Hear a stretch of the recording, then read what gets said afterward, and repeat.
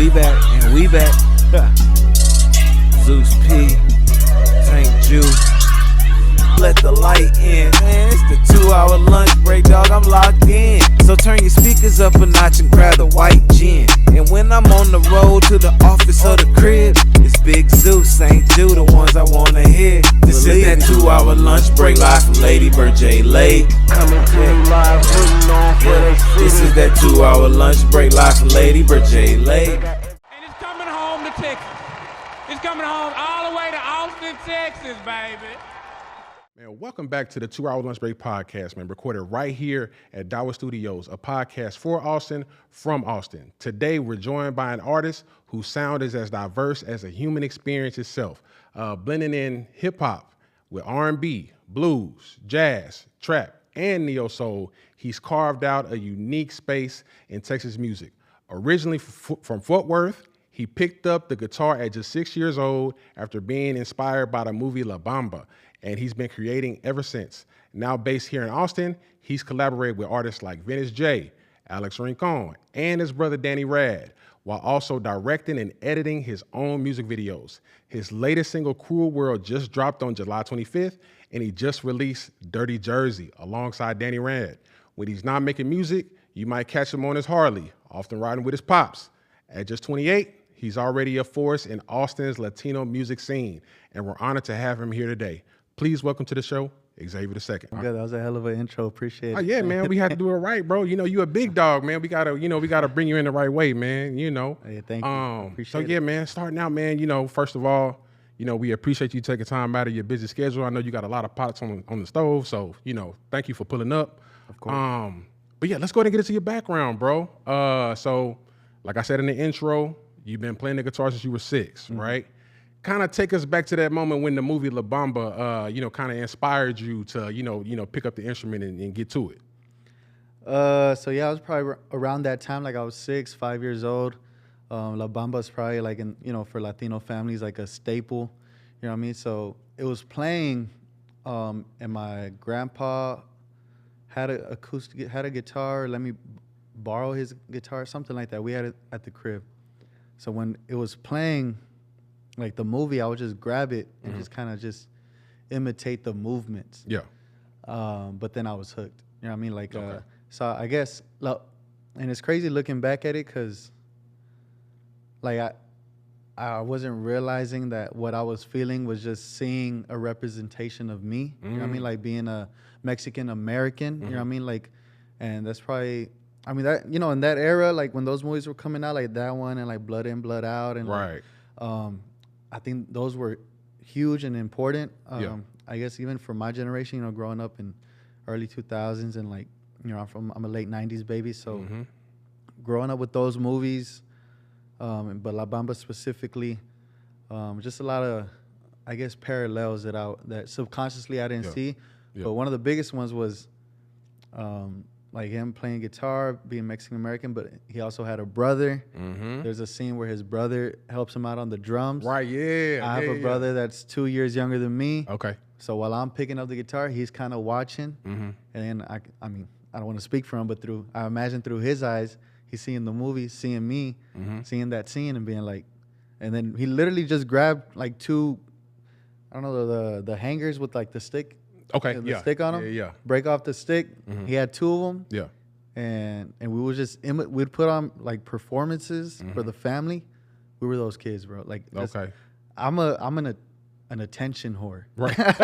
Okay. Bro, I'm the kid that would stop the party, tell the DJ to play. Well, there's a popular band called Cumbia Kings. And I would grab a fake mic and put on like these little shows. Okay. For the whole family. Right. For everybody. Right. I'd stop the whole party. Yeah. I mean, that's the one of the good things about representation, bro, because without something like, the movie La Bamba, who knows when you would have gotten started, or even if you might have gotten started down that path of making music too. You know what I mean? Definitely. So yeah, that's one of the good, positives about that. So that's really cool. So I especially like, I think the important part was just that brother aspect too. Right. That was in the movie, especially knowing what happens in the movie, where he dies and then you get the Richie at the end. Like, bro, that shit, I could cry right now just talking about it. You know what I mean? Like, and then seeing my brother, and then I guess that was like the seed that dropped, and then we just kept nurturing it, kept watering it. Then I got serious about it. Let me learn how to play guitar. He got into drum lessons, and I learned my first chord. He learned his first beat, and we would just play. We weren't playing video games. We were in sports, but whenever we weren't doing that, I'm talking about hours and hours. Just putting in work. Just jamming. That's all we would do. Just we'd look at each other, be like, "You want to jam?" He'd be like, "Yeah." You know, we'd go to the garage. Cold. If it was cold, we'd go until we can't feel our fingers. Okay. If it was hot, we'd go until the sweat Right. was dripping on the instruments. Like, and that's just how we grew up. But that movie definitely was super pivotal, super important. Yeah. All that stuff, everything. That's awesome. Yeah. That's awesome. So I know you're from Fort Worth, right? So I know when you got your music start, you became a part of the Fort Worth music scene. Man, tell us about the, what's going on up in Fort Worth music wise, and how that kind of shaped your early artistry. In Fort Worth, how do I explain it? I mean, there definitely is a music scene, I would say. Definitely, I don't know how to say it without comparing, and then I don't want to compare then piss people off. Okay. But like, yes, excuse me. Like up there, we got. I mean, I came up in like the Fort Worth music scene. Yeah. And a lot of people automatically put like Fort Worth and Dallas together, obviously as DFW. Right. So I got a lot of love for Dallas, but there is a difference. Yeah. I'm gonna say. Yeah. You know what I mean, there is a difference between both cultures and even the music scenes. But funny enough, my first show ever was in Dallas. Okay. Like my first presentation of like my music. So like full show, no covers, no nothing, just my music, was in Dallas. But in Fort Worth, there's a scene. It's definitely more niche. Okay. But there are dope venues there. Yeah. And there are, well, when I was coming up, there was, well, I mean, I'm still coming up, but when I was younger, when I first started doing shows, there were a few, I guess, older people that were looking out for like the Okay. Kind of like mentors. Kind of mentors, but they're more, what were they? They were putting the shows together. Okay. They were putting up the shows. Promoters. Yeah. They're promoters, but they were looking out for the scene. And shout out to Noise Rot. They're probably the main ones that I'll say. And then shout out. There's a band called Celestial Amour. Okay. That really in the beginning was putting me on their shows. In the beginning I'm like, how are y'all booking these shows? How do y'all get in contact with these venues? You know what I mean? Like to me it was such a, like, how are you doing this? Like, I can't even, I feel like every door I knocked on, it was, nobody would open. Yeah. But those two people, those two bands, or those promoters and that band, Celestial Amour, definitely helped me get into the venues.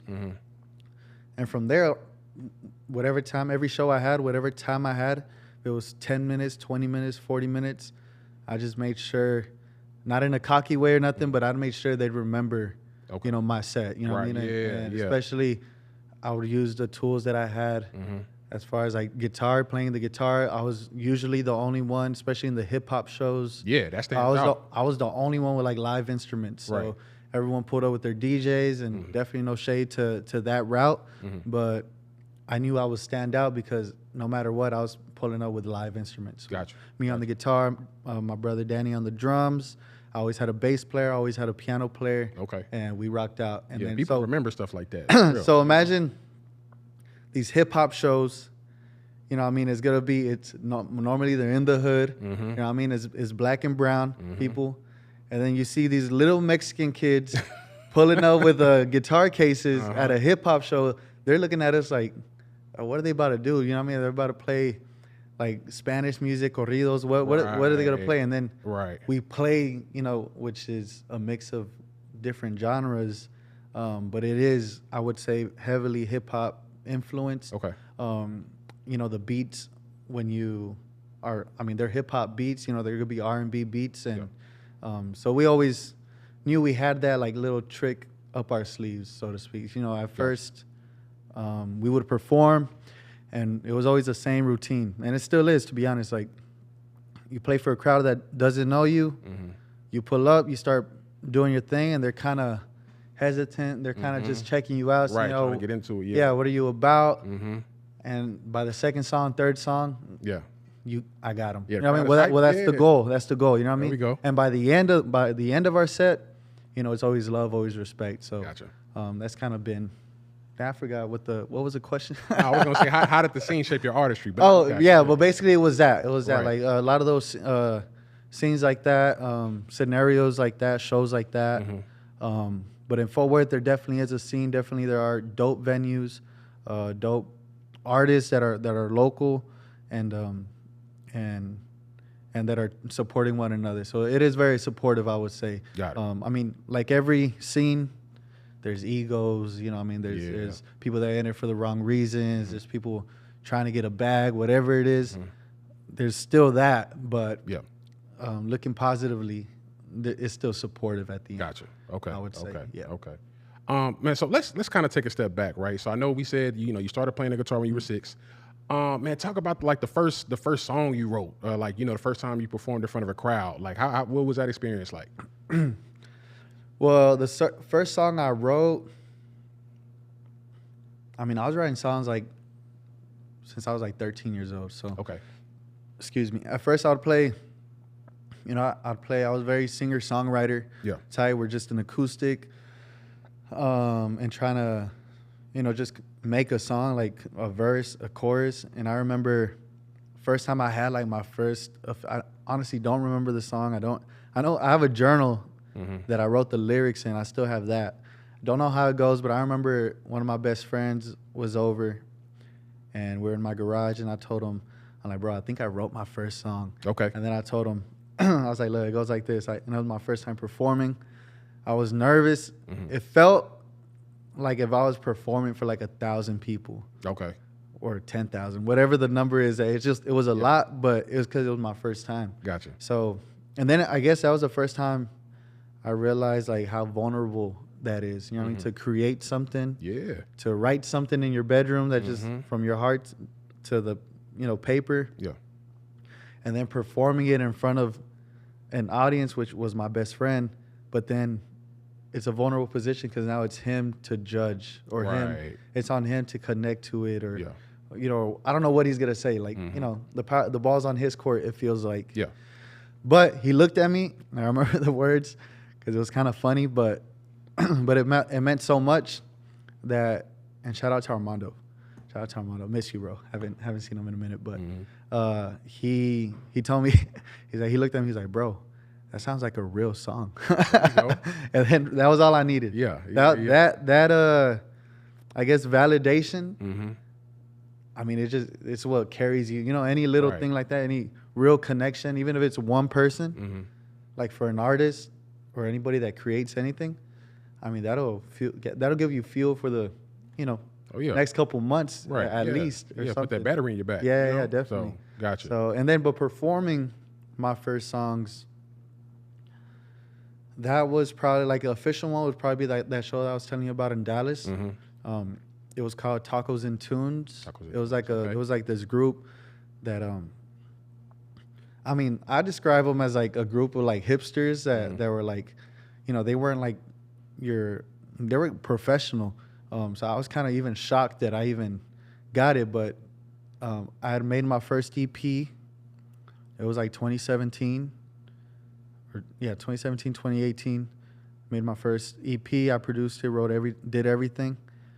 And then I just started like posting it on Instagram. I started doing like live sessions of my songs. I don't know how, well, I know how a friend, you know, just how it works, social media. A friend reposted or whatever. Somebody that was on the team reached out. I pulled up, and then they booked me. And it was like my first time. The name Xavier II, you know, with my face was on a flyer. Okay. And then I performed. It was like kind of like a tiny desk setting too, where they booked like it looked like a loft or something like that. Yeah. It was dope, to be honest. Okay. Definitely a very, very good first show. That for sounds me. like a live setup. Yeah, I because like after that, it went down. Yeah. The quality of shows kind of went down. But that quality was definitely up to par and a dope experience because they were supporting local musicians while I guess, giving like tacos and stuff away. Okay. And then they were sponsored by Topo Chico. Oh, okay. So they always had like Topo Chico and tacos. Yeah. At the venues, which was dope. But that was the first time I got a band together to perform my songs, 20 minutes, me in front of the audience, and yeah, bro. I mean that feeling is what you chase every single day. You know what I mean? Like, every show, like it was just a dope experience, and yeah, got bit by the bug, and Gotcha. and now we're here. Okay, cool. Still doing it. There we go. Man, let's talk about your move from Fort Worth to Austin, man. What brought you to the city? And like, you know, since you've gotten here, you know, Austin has a whole keep Austin weird and Right. live music capital of the world and all that. How has that transition, you know, to a city like Austin? How has it impacted your music career? I mean, dang, there's a couple ways that I think of that question, because at first I would say, well, the reason I moved down to Austin was for the music. You know what I mean? Okay. Like I say, you know what I mean? Like it was, I guess I had been doing music and like running through the scene for a few years up in Fort Worth. I felt like I shook every hand I needed to shake up there. Yeah. I still definitely, I'm still in touch, you know, with the scene in Fort Worth. I go back, like, you know, I'm still doing shows regularly up there and so you stuff. still tapped in, right. So for me, there was a point where I was like, I think it's time for me to expand. You know, that's how I was thinking of it, like regionally. Yeah. And then, you know, with, like I said, I mean, the live experience, you know, for my songs are very important for me. So, you know, what's the better place than Austin? And, you know, we heard, I mean, I would always hear a lot of stuff about Austin, South by Southwest. Always saw YouTube videos. Gary Clark Jr. Was a big inspiration for me. And then, so the excuse was that. But now in hindsight, and then when I moved down, I guess a lot of doors opened. Like when I moved down, shortly after I moved, I got married. I got a job down here that was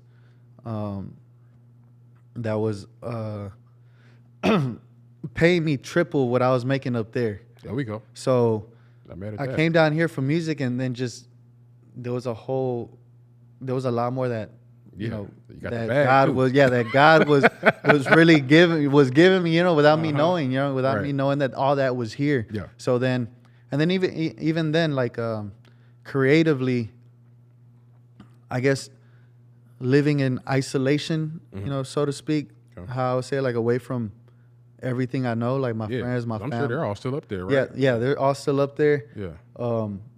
But being able to separate myself from all of that, and I think anybody who moves out of their hometown would understand. But like, it's the first time you're like, I guess the way I say it is always, I live in front of a mirror now.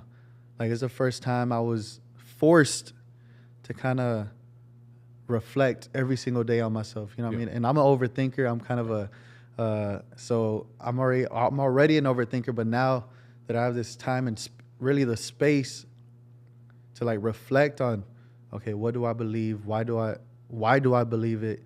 What do I love? Why do I love it? I say I'm here for music, but all these other opportunities came up. What direction do I go? You know, all of that stuff. But it created the space where the feeling is this creative, mental, spiritual freedom. Gotcha. In all of those aspects. Yeah. So I feel like I elevated in more ways than just one.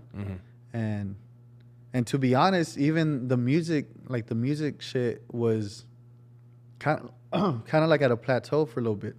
Like I said, I came down here to like tap into the music scene, but I really didn't tap in until like 2 years after I moved down here already. Oh, wow. Yeah. Because obviously I had got married, and then I guess that culture shock, or like the, you know, like like I'm saying, like it was like I felt like a fish out of water for a little bit. You know what I mean? Like kind of a shock of, okay, what do I do now with all this mental space, all this free time, all this, you know, I say I love music, but I'm kind of having to re-fall in love with the music and like in a new setting and a new space, creating my own new routine.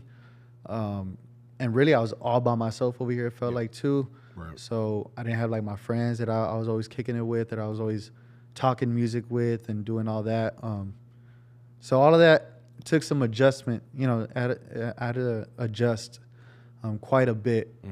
But after the 2 years, started tapping into the scene, and then started finding myself a little bit better, so, you know, creatively, my sound, the direction I wanted to take it to, and definitely elevated since I've been down there. Gotcha. There we go. Okay, so you work with a lot of notable artists. I had even said it in the intro. You work with names like Venice J, Alex Rincon, your brother Danny Rad. How do collaborations like those? Like, how do they influence your sound? Influence my sound. To be honest, I don't really think of it like that. Influencing like my sound. My sound is, I would like to think, different from all of those artists you spoke. I mean, the first one I really collaborated with was XB. Okay. XB Valentine. Yeah. Shout out XB. Shout out XB.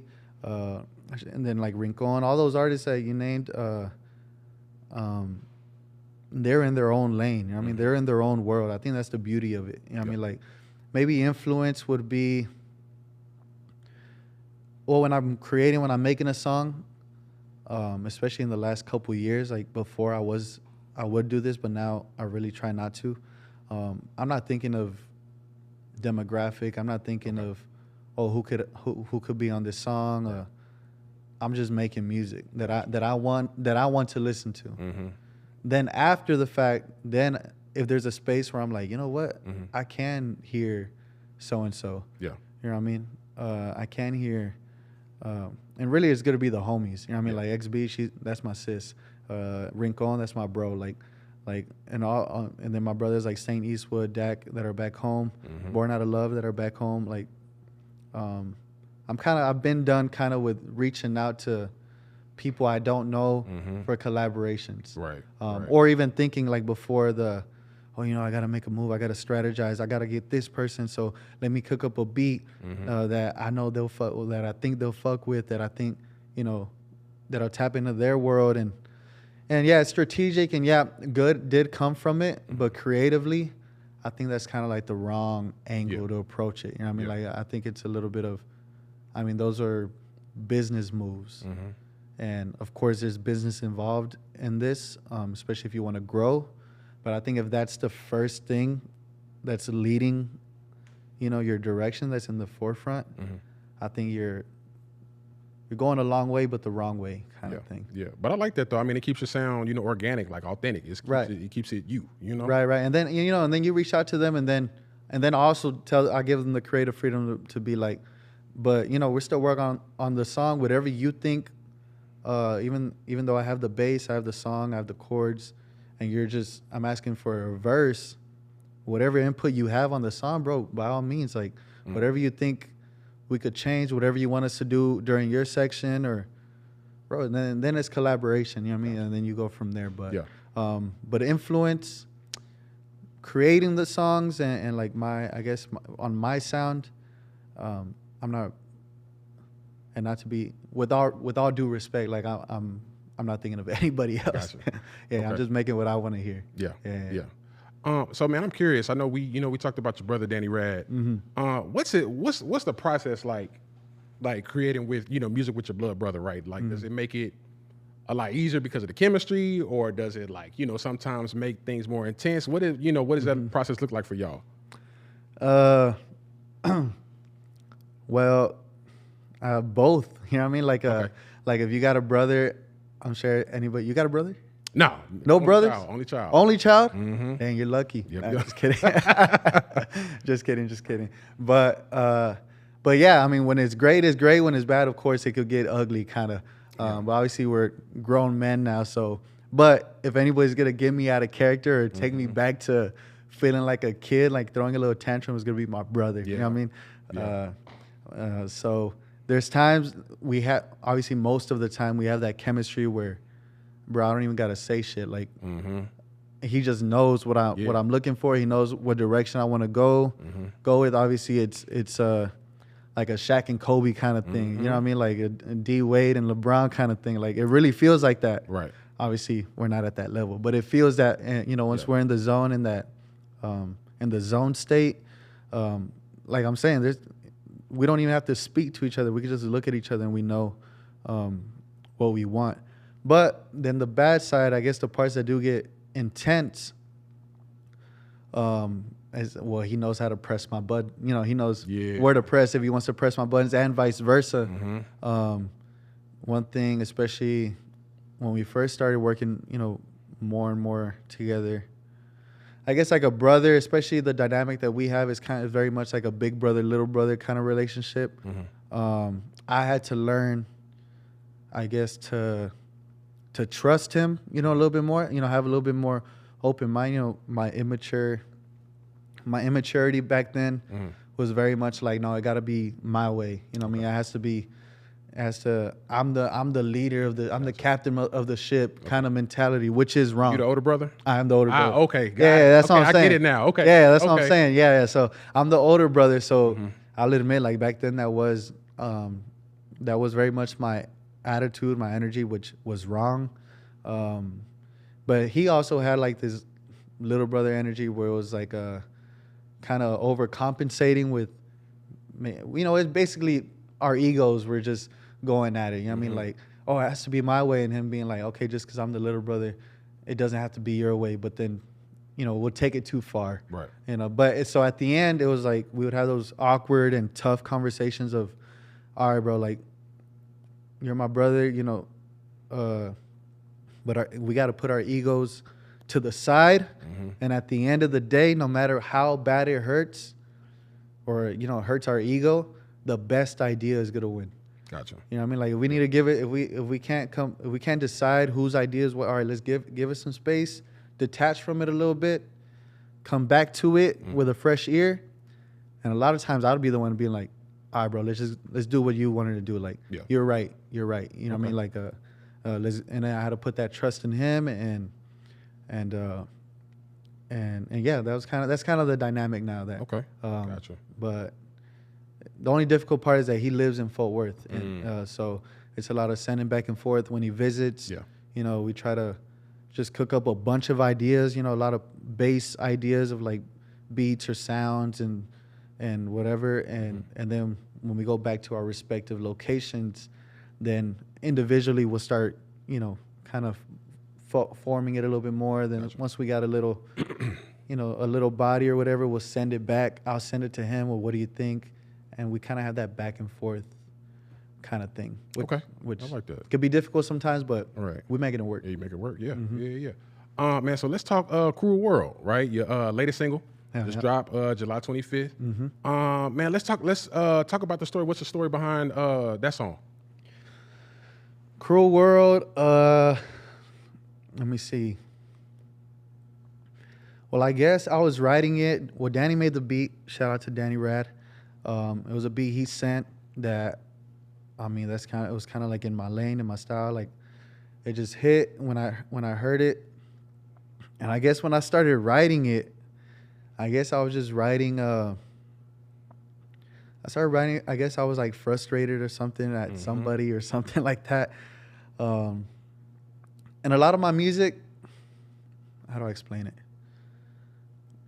Like in the song, I'm kind of being like dramatic and like hyperbolic about like a cruel world, and how like I'm giving all this love that nobody, kind of the energy of nobody's appreciating, you know, what I'm giving. Right. It could be, you know, generally, you know, and then in the second verse, I kind of talk about like a girl, you know, like dodging a bullet, you know what I mean? Like all that stuff, which isn't my reality right now. Right, you know what I mean? I was about to say. I'm happily married right now. But I guess what I do, that first feeling of like, that must have been something, I honestly can't remember. Yeah. But a feeling of just not feeling appreciated, or maybe the feeling of when you do feel in a relationship, any type of relationship, a homie, your parents, whatever, that you're kind of giving a little bit more than you're receiving. Mm-hmm.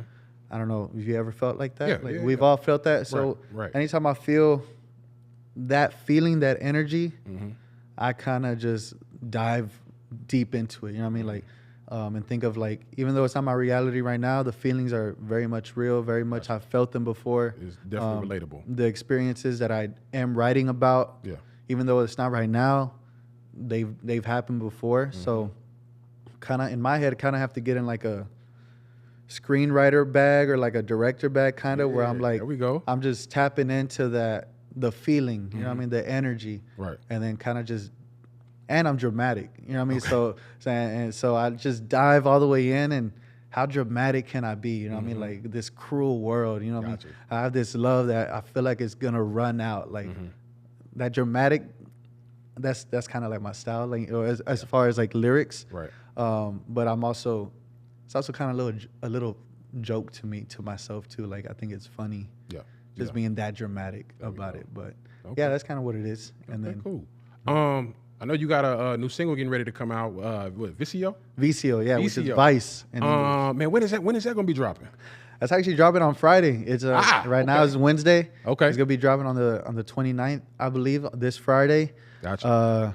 And I don't know if you heard a snippet or anything, but it's kind of different. I seen the video on social media that you posted about. Yeah. I think this was earlier today, and I'm liking what I'm hearing. Yeah, you yeah. know? It's a different. I mean, it's like a house song. Yeah. So Yeah, very yeah. like, you know, like a. Uns music. Yeah, yeah, definitely, yeah. And I don't have any song that sounds like that. But I kind of like that's kind of my style too. Like I am kind of all over the place. Yeah. Some people say it's a bad thing. I disagree. I think it's a good thing. I just make what I want to hear. So yeah. And then shout out to the homie Saint Eastwood. Okay. He's actually my wife's cousin, but he's one of my best friends. Okay. That from back home. Yeah. Well, I met my wife through him, but he's an artist from Fort Worth. Okay. Made this song. It's my first time even singing in Spanish too, so there's a little section that's Spanish. Okay. Because his verse was in Spanish, and I kind of tapped in a little bit. My Spanish isn't great. That's why I don't do it all the time. I could barely write in English, so in Spanish, it's a little difficult for me. But we were able to write something for that, and we just changed it up. But there's guitar in it. I changed it up at the end, put a guitar solo at the end, and still make it my own. But I'm excited for that one. Yeah, that one's definitely, I made it just, that was like a party song, like a party record. Just throw it for good vibes. Okay. I say, yeah, man, y'all boys keep an eye out for that one, man. That's gonna be a nice one dropping. So I was gonna say, man, I know we were talking about like your sound. Yeah. It's been described as like a blend of hip hop, neo soul, R&B, jazz. How intentional is that blending of genres? Is that something that just happened organically, or did you plan that out, or is it just like, this is just what I sound like and this is what I'm gonna do? I mean, that's always been kind of like at first in the beginning when I first started making music, it was very much kind of like a struggle, because I mean, the way I would describe it is when you grow up, this is my perspective, right? Growing up, I'm a Mexican, American, Latino, some would say Chicano, that grew up in the poorer part of Fort Worth. So to me, I grew up I would call it like multicultural.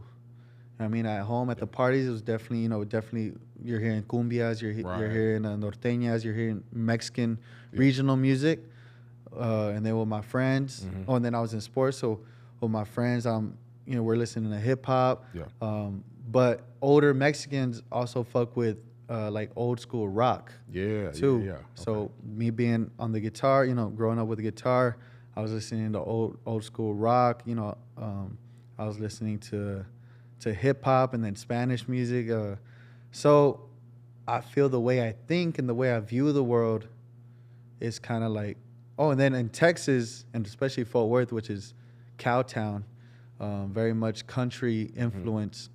Also growing up listening to country music heavy. Yeah. Like George Strait I was listening to George Strait's greatest hits and 50 Cent's Get Rich or Die Trying That's a wild combination. Yeah, but back to back. Like that in the truck and the CDs that we had, those were the 2 CDs we had in the family truck on the way to football practice, soccer practice. It was both of those that were on rotation. Yeah. So imagine that. Like that's how I grew up. So that's just how I think, kind of. Obviously, every genre has their, what I would say, like in country music, what I fuck with in country music was like the cleverness and like the kind of like that country, like those country sayings and like the wittiness of it. You know what I mean? Like when they would write, like, you know, like so like the wittiness in their lyrics and kind of like the country sayings. But then in hip hop, also the wittiness of the cleverness of the bars and all of that. So then when it comes to me, I had to figure out, how do I implement hip hop and R&B, which is what I love, but then also, honestly, I wouldn't think about it too much until people kind of brought it up, because at first I was just making, like my first EP, every song sounds like a different genre. Okay. But I wasn't thinking of it like that. You know what I mean? Like, yeah, but that came out. Yeah. After I dropped it, people were like, "Dang, yeah, I fuck with the first one, but that one sounds more rock, because your third one sounds more like you're rapping." But then I can't tell if you're rapping, because then you start singing. Yeah. And then you bring in a guitar. It was confusing. Yeah. Which would be my, I guess, like an insecurity and a strength at the same time. So like at the shows, or like the shows that I was telling you earlier, like I knew it's gonna take some work for them to kind of to win them over. But it was kind of like a strong line of, you're either gonna fuck with this or you're not. Exactly. You know what I mean? Like you're either gonna see it like, oh, that's not real rap, or that's not real R&B, or you're gonna maybe have an open mind and be able to be like, okay, but at the end it's good, and to me it's honest. You know what I mean? To me, that's who I am. It's everything I love. And at the end of the day, good music's good music. I mean, not saying I'm, I say it humbly. You know what I mean? But it's at the end, I'm just worried about like the song and what I want to hear, what I want to listen to. And I think naturally you're just gonna hear everything that I grew up listening to. Gotcha. Okay. So I know earlier we kind of touched on it for a second about like, your experience as like a Latino artist, right? Right. How do you feel? Like, well, do you feel that Latino artists in Texas are getting like enough recognition in the music scene, or so like what do you think needs to change? I mean, I'm seeing that there's kind of been like a little, I think the Latino community, especially like in hip hop or in Texas, we're on a little wave right now, I would say. Yeah. I mean, especially we got like Mexican OT, and then like we got the Houston scene, or like Doman, people I fuck with, and then but like in Dallas, I mean, I'm only looking at it through like the eyes of like my peers or like my homies. You know what I mean? Like, right. Well, we got like XB Valentine, who's right, yeah, killing it. You know what I mean? Like, she's. I'm super proud of her. I look up to her. She inspires me. And then like we have artists like Jay Signs, that are out of Houston too. That's the homie. We got Rincon from Dallas. And just I'm watching. I mean, obviously, and then we got like Vintage J, who's a big staple in the community here in Austin, especially for the Latino community. Like he's an inspiration too. I mean, I consider him. He's the homie. But we really only started kicking it like about a year ago. Okay. But still, even then, I'm able to see the impact he's had in Austin, which I think is beautiful. And that's what I'm looking at. I mean, I'm kind of, I'm seeing them. I'm looking at what they're creating, what they're doing. And then, after everything, I'm saying, oh, and they're Latino. Like, bro, that's dope. That's beautiful. I love to see it. Yeah. Yeah, I mean, I'm just trying to put in my little 2 cents in there too. So. Gotcha. There we go. Man, so side note, right? I know we were actually talking about this off air. You just turned 28, right? That sounds crazy. I mean, yeah, I know how that goes. How does it feel? Like what, like, you know, turning that age, how does that moment feel in your life, you know, creatively? Because at that point, you know, 28, you're not necessarily like a kid anymore. Right. Like at 28, you're a grown man, you got grown man issues, you got grown man experience and stuff like that. Right. What is that like for you now creatively, you know, now that you're at this, you know, age? I think the last couple of years, I've had to, let me think, how do I say it? Well, let's say like, you know, when you're coming, I'm coming up, but like when you're younger, like, it sounds insane, but like to say the words, but like early 20s, you know what I mean? You're thinking like, you kind of thinking you have like a clock that's running out. Right. You know what I mean? You have these high expectations of, I got to blow up in the next couple of years. I got to blow up. You give yourself crazy numbers like by 22. Then it's, okay, by 24. Right. Okay, now, okay, by 27. Okay, that doesn't have, okay, now people want to say, okay, now 30. 30's the, but I think the climate's changed. You know what I mean? Like, and now creative, you know, in this last couple of years when I've had this, I don't want to sound dramatic, but like kind of like a I don't even know what the word is, but like kind of like a rebirth in like my creativity and in my love for music. Because there's something, when you get older, this world kind of beats it out of you. You know? Yeah. How many times have you seen people say they quit music? You know, they say, I'm quitting. Right. I'm done. Yeah. And why? Because they feel burnt out. And why? Because they have expectations. They have, you know, they put in everything into like a project or a song, a music video, and then their expectations are from the numbers and from the validation. And when that doesn't come, well, how do you feel? You feel like shit. Yeah. Which I felt it. I don't know if you've ever felt it, or you have this thing that's supposed to be, okay, that's the next step. I could finally see, you know, maybe a possibility of like the, you know, the climb or the come up, and then boom, it goes to, you know, nothing happened, nothing comes from it. So I definitely felt all of those things time and time again, but I felt it kind of, it starts suppressing your, and then, you know, even all that aside, you know, the bills, your day job, the family, the, you know, the especially us as men, like grown man shit you got to deal with and take care of. You start, if you let it, your creativity and yeah, your creative spirit starts to diminish little by little. It starts, I mean, I'll say it starts dying. Yeah. I mean, then we get a 40-year-old who's bitter and talking to the youngins like, man, if I could only go back to 20. Right. But by then they think it's too late. Yeah.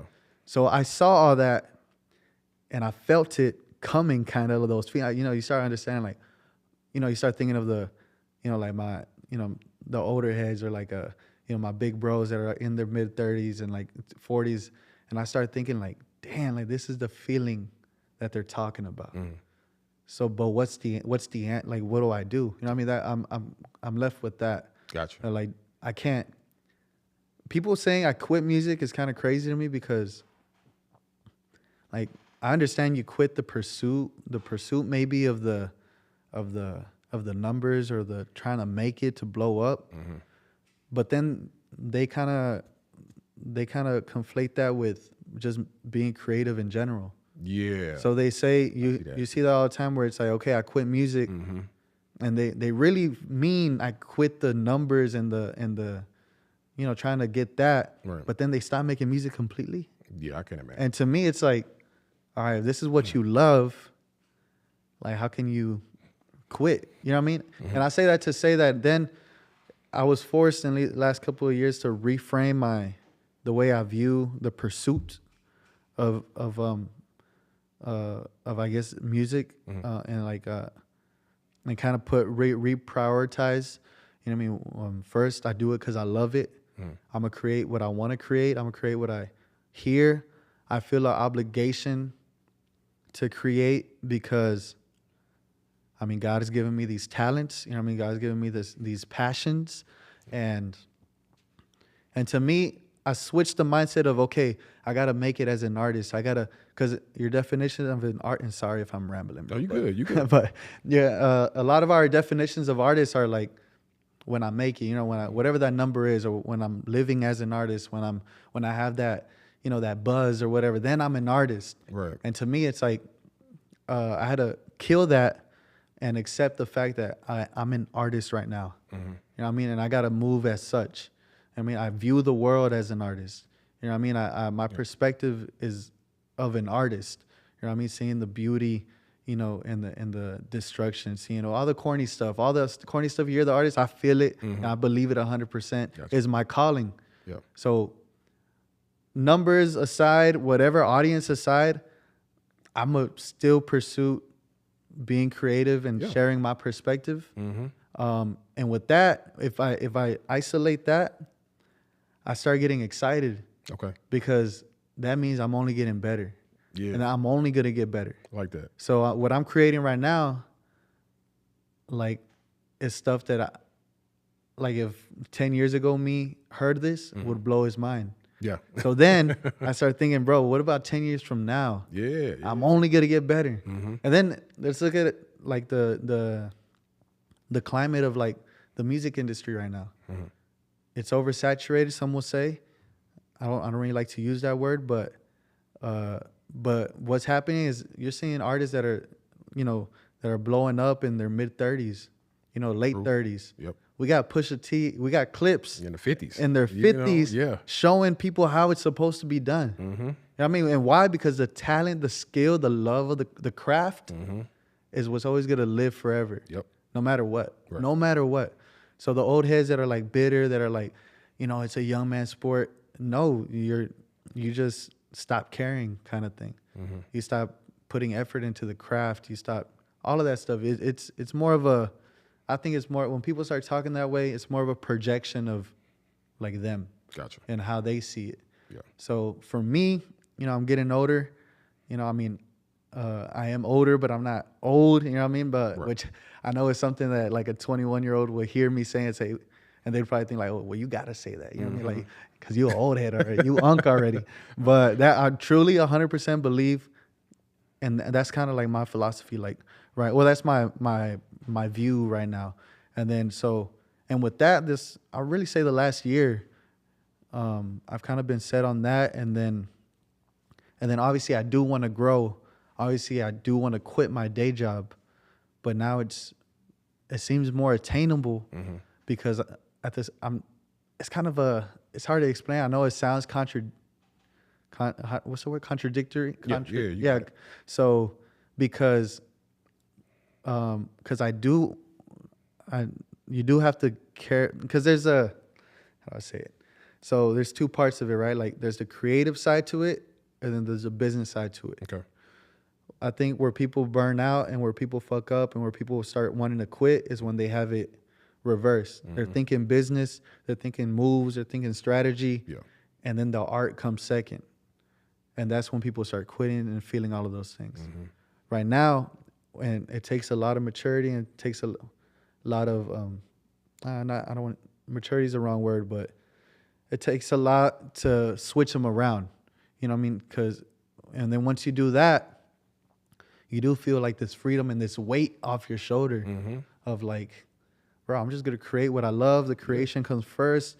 Being the art comes first, and then once I have it, then it's like, okay, let me switch on the business part. We got to learn how to compartmentalize. You know what I mean? I fucked up that word, but you know what I mean. No, you got it right though. You know what I mean? No, you good. But so once you have the art that came from as pure as you can make it, because it's definitely something you have to try to do. You have to be intentional with that. A lot of the times, and then you start thinking, okay, well then now, how can I market it? How could I find, if you fuck with it, you love it, there's a group of people that are gonna fuck with it and love it too. You just gotta find them. Got it. You gotta find the audience. Got it. But I think it's just a priorities that you gotta rearrange to not go crazy. You know what I mean? There we go. Man, so on a personal note, right? Yeah. So outside of the music, You're big on motorcycles. You're big into motorcycles, right? I know you ride alongside your pop sometimes. Mm-hmm. Man, talk about that experience. I know you said you had like a side quest on working on your own personal bike. Man, what has that been like? It's been frustrating. Okay. Because I decided to buy like an older beat up model, literally from the junkyard, and then because I wanted to like, the term is like I wanted to like wrench and like fix it up myself, turn it into like a chopper. Yep. But it's been hot. Oh man, yeah. It's not cheap. It's not cheap. Uh-huh. So I've been doing some little by little. Still haven't got it running, but motorcycles have been a part of our family. Okay. For a long time, and I guess that's kind of like that's my other outlet. That's more of like a mental health thing, I would say. Mm-hmm. Like for me, like, going for a ride, no music, just you and the road. You're focusing 100% of your attention on the road, on obviously staying safe. Mm-hmm. Especially out here, bro, the hill country over here. Yeah. If you grow up here, I think real. I think you take it for granted sometimes if you're from here, but like being from, I'm a little bit more from more north, it's a little bit more flat up there. So, don't get me wrong, Fort Worth is still the most beautiful city in the whole world. Okay. But over here, I got the hills, the hill country. Right. That bro, there's times, I was just in awe when I first came down here. So especially riding down here, I call my dad and be like, you got to come down here. And then I'll come up with a route to drive through and take a ride, like a 3-hour long ride. And it's kind of like, that's more of like a mental health kind of thing, like a self-care kind of activity. Kind of decompress a little bit. Right, yeah, because it literally blocks everything out. And it doesn't have to be motorcycles. I mean, I'm sure everybody has that in their own their own way. If it's like a sport, if it's a hobby or whatever. But anything that blocks out the world or your whatever your the stuff you have to take care of, the bills, the whatever family functions, anything that's just in the way in your mind all the time. For me, riding motorcycles is first a way to clear my head a little bit, and then second, a great way to bond with like my dad and my brothers. Gotcha. Because my brothers have bikes too, and every night we try to and my uncle as well, which is my dad's brother. So it's kind of like a for us men to bond. It's just a perfect way to unite generations and just go for a ride and have all of us decompress. Right, I like a little that. bit. But I like that. Okay, so man, let's switch gears, right? So let's talk about the future a little bit. I know we already talked about your latest single, VCO, coming out this coming Friday. Is there anything else coming on the pipeline? Any new albums, live shows? Like, what can your fans expect next from you? Excuse me. Shows, as far as shows, I got 2 shows in September. Okay. But they're both in the DFW area. Gotcha.